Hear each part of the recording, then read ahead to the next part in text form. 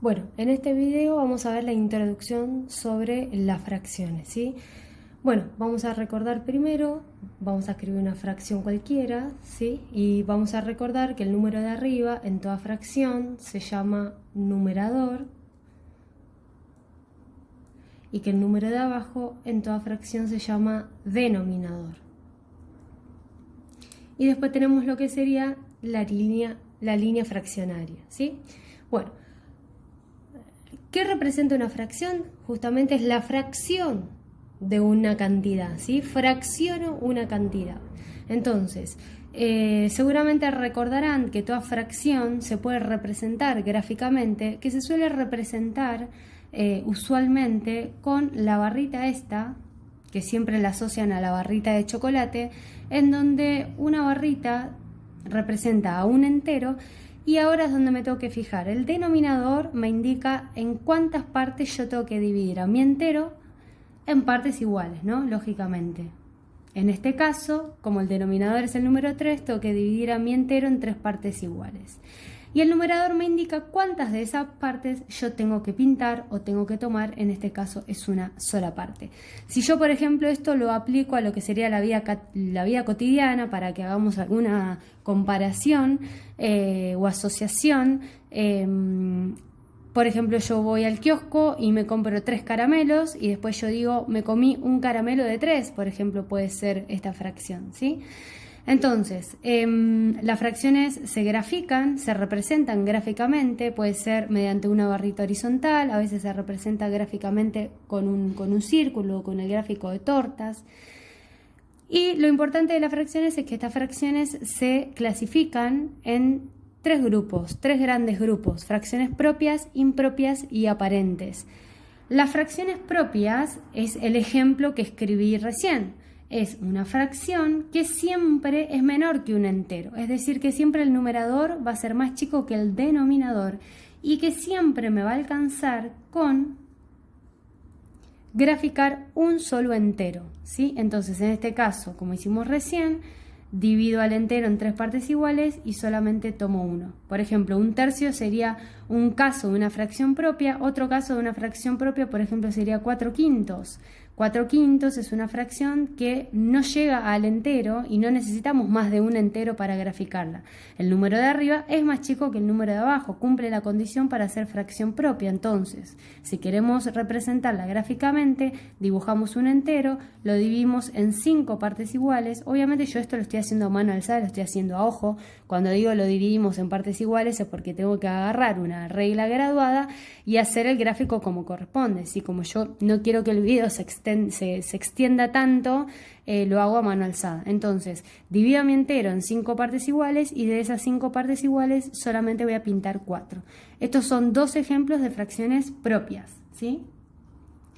Después tenemos la otra clase de fracciones, que son las fracciones impropias, ¿sí? Que al revés de las fracciones que expliqué recién, las fracciones impropias sí superan al entero. Yo siempre voy a necesitar más de un entero para poder representarlas.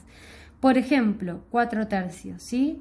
Para darme cuenta si estoy ante una fracción impropia, yo lo que puedo mirar es que el número de arriba siempre tiene que ser más grande que el de abajo. Y ojo, porque hay una condición que es fundamental, que no tienen que ser múltiplos los números. El numerador con el denominador no tienen que ser múltiplos, porque si no ahí ya pasamos a la tercera clasificación de fracciones, que son las aparentes, que las voy a explicar a continuación. Entonces, las impropias son fracciones que superan al entero, que el número de arriba es más grande que el número de abajo. Entonces, por ejemplo, yo acá tendría que dibujar un entero y dividirlo en 3 partes iguales. Pero como yo después voy a tener que pintar 4 partecitas y solo tengo 3, esto ya me da la pauta de que tengo que dibujar otro entero, al cual también voy a dividir en 3 partes iguales y ahí sí voy a tomar y pintar las 4 partes, ¿sí? Esta es una fracción impropia.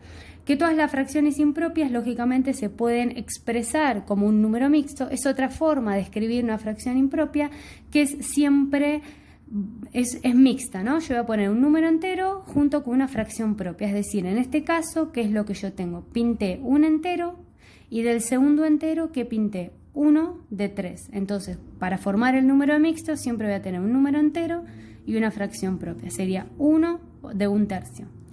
Este sería el número mixto que corresponde a esta fracción impropia. Son dos maneras distintas de expresar una misma cantidad. Voy a hacer otro ejemplo de fracción impropia, por ejemplo el 7/2, ¿sí? A mi entero lo divido en dos partes iguales, pero yo como voy a tener que tomar 7 partecitas, lógicamente voy a tener que dibujar otro entero y me doy cuenta que tampoco me alcanza, así que dibujo otro entero más. Y me doy cuenta que tampoco me alcanza, así que termino dibujando un cuarto entero. Entonces, ahora sí pinto 7 partecitas. 1, 2, 3, 4, 5, 6, 7 partecitas, ¿sí? Me doy cuenta que es una fracción impropia, porque el número de arriba es mayor que el de abajo y además no son múltiplos entre sí. Y no llego a pintar todos los enteros. Entonces, si ahora, como yo tengo una fracción impropia, la puedo escribir como número mixto. Pinté 1, 2, 3 enteros en total y del cuarto entero pinté 1/2. Entonces, ¿cuál sería el número mixto? 3 enteros, 1/2. Ese sería el número mixto. Y la última clasificación son las fracciones aparentes, ¿sí? Las fracciones aparentes siempre representan enteros. Un entero, 2 enteros, 3 enteros, ¿sí? Entonces, por ejemplo, puedo tener este ejemplo 6/3, en donde aparentemente parecería ser una fracción impropia, pero como 6 y 3 son múltiplos, esto es lo que les expliqué hace un ratito, como 6 y 3 son números múltiplos, esto ya me da la pauta de que cuando yo represente, haga el gráfico, voy a terminar pintando todos los enteros y no voy a dejar ningún pedacito sin pintar. ¿Por qué? Porque son múltiplos. Entonces, yo acá voy a dibujar un entero, lo divido en 3 partes iguales y voy a tener que dibujar otro entero más porque no me alcanza un entero y pinto 6 partecitas y ahí pinté todos los enteros que yo dibujé. En total pinté 2 enteros. Entonces siempre cuando yo termino pintando un entero, 2 enteros, 3 enteros o 4 enteros, no me queda ninguna partecita sin pintar. Estoy hablando de fracciones aparentes.